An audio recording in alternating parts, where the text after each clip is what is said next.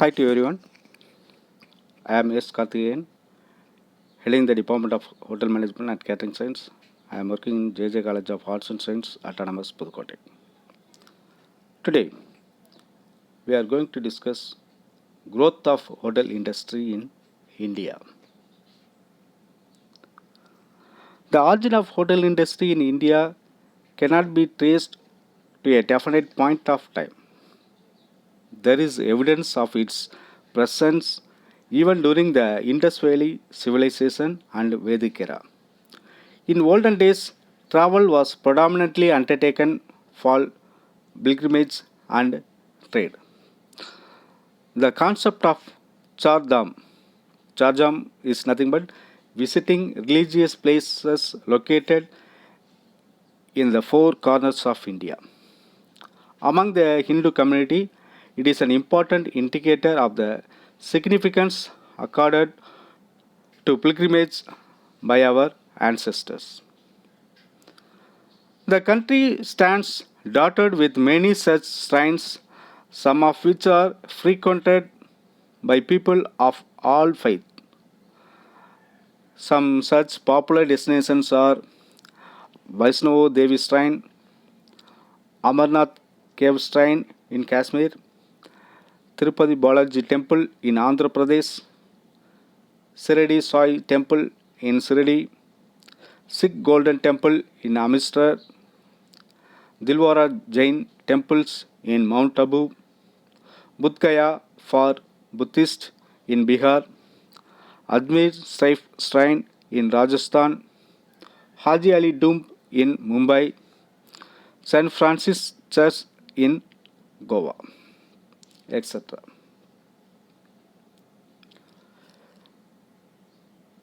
Ancient text and literature and also Hindu mythology have many references to travel and the provision of accommodation facilities for traveling pilgrimage and traders by the authorities of those days.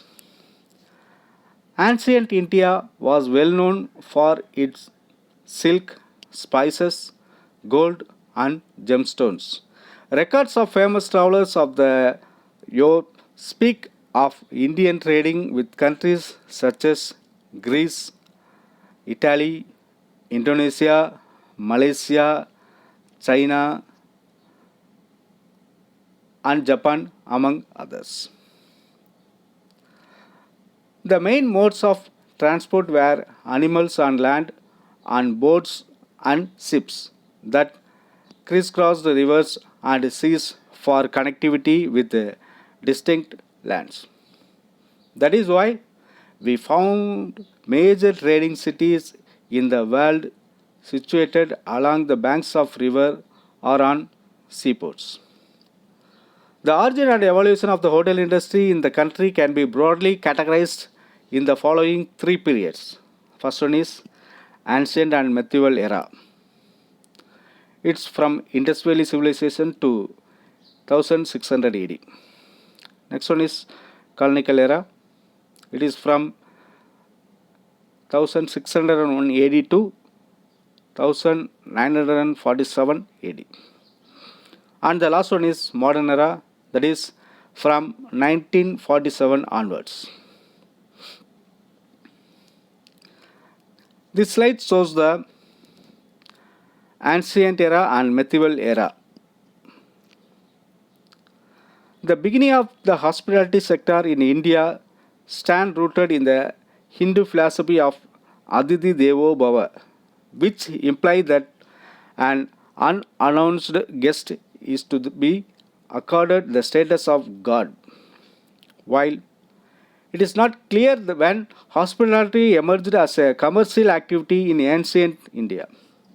There is evidence of accommodation facilities for travelers and guests, though not as organized as we see them today. The lodging houses during those times were known as dharmasalas. Dharma in Sanskrit means religion and sala means school. Dharmasala, the resting places for pilgrim, are believed to have their origins in village,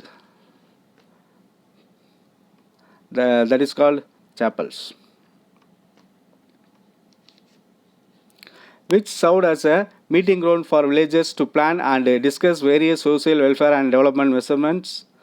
These become the places of lodging as traveling started putting up camps there due to safety reason. Next one is gradually, with the help of local residents and financial assistance from the rulers, zamindars, or other influential people, permanent structures were built for travelers. Here, they were provided with a safe place to relax and spend the night. Other words in literature that are indicate of offering facilities to travelers are anna kesras. Anna means food grains. Kesra means area. Bhojanalaya. Bhojana means meal. Alaya means house. Baksala. Bak means cooking. And Sala means school. Pattahar. Pant means way or road. Agar means house, etc. Similarly, in the Ramayana and Mahabharata, there is a mention of the existence of Avasastragar, that is the outer portion of the house, to accommodate people who were invited during festivals or other celebration organized by kings. Records of many foreign visitors and philosophers who came to India speak highly of the hospitality facilities. Famous Chinese scholars Fagian and Yuan Shuang, who came during the reigns of Chandragupta Vikramaditya and Harshavardhana respectively, have mentioned the existence of shelters for travelers. Yuan Shuang has in fact referred to the wonderful arrangement of food for 10,000 students in Nalanda University, a famous seat of learning. The next slide shows the images of Fagian and Yuan Shuang. This slide shows the image of Nalanda University.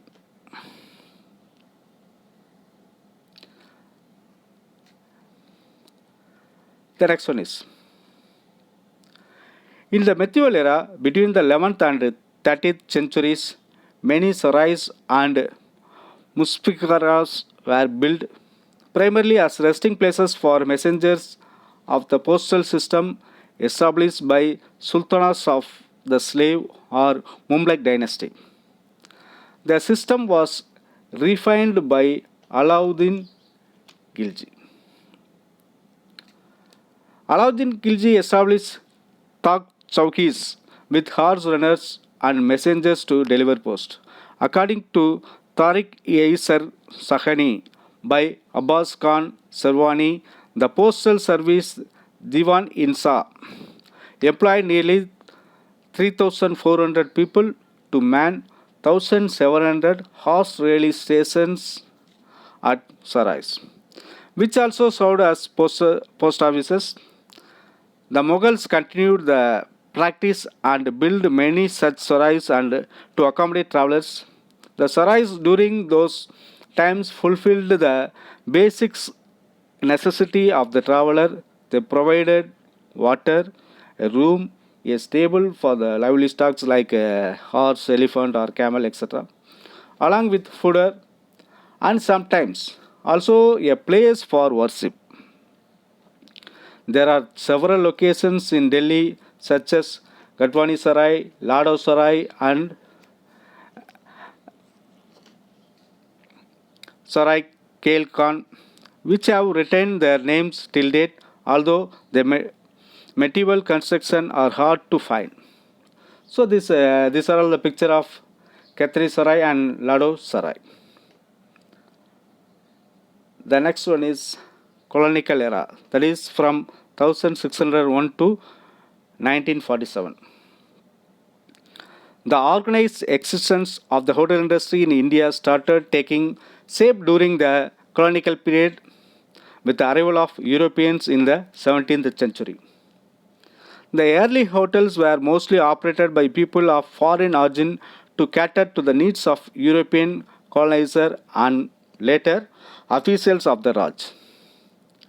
Among the first such properties were taverns such as Portuguese George, Bady Ghost, and Racket Court, which opened in Bombay, now it's called Mumbai, between 1837 to 1840. However, within a period of about 10 years, most of taverns disappeared and most respectable hotels like Hope Hall Family Hotel began to make an appearance.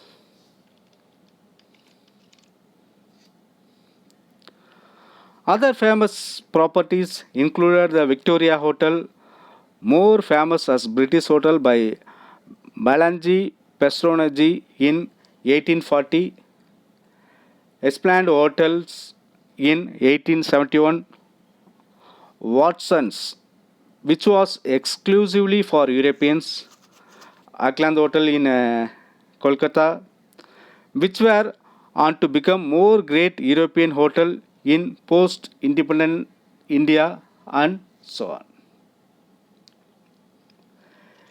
In December 1903, Jamshed Nasrwalji Tata inaugurated the Taj Mahal Palace and Tower Hotel overlooking the Gateway of India in Mumbai.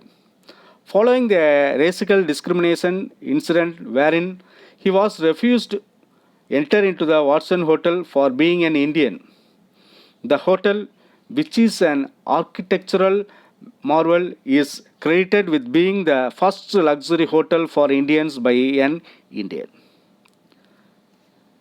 In 1923, Sabraji Sarobji built the Grand Hotel in Mumbai. A few years later, the Majestic Hotel was opened.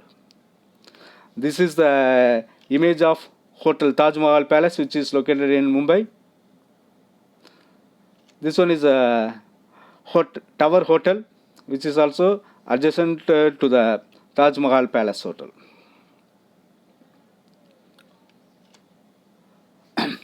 Until 1900, hotels were constructed and run as per Western traditions.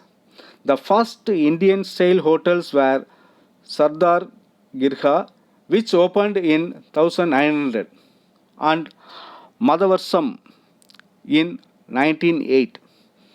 The two world wars brought a fresh lot of hotels to Mumbai, an important port city of the times. The Ritz, the Ambassador, West End, and the airlines, which opened during this year, are fondly referred to as war babies by industry historians. So these are all the Sardar Giga and Madhusura images. Next one is modern era, that is from 1047 onwards. After the independence, there was big leaps in hotel trade in the country. The Oberoi group of hotels, founded by Raj Bahadur Mohan Singh Oberoi, and the Taj Group took over several British properties, maintained high standards of service and quality, and expanded their business overseas. The later decades saw corporates like ITC, that is Indian Tobacco Company, and also joined the hotel industry with properties under ITC Welcome Group. The year 1949 saw the organization of 4 regional hotels and restaurants associations with head offices in Delhi, Mumbai, Calcutta, and Madras. Calcutta is now known as Kolkata, and Madras is now known as Chennai.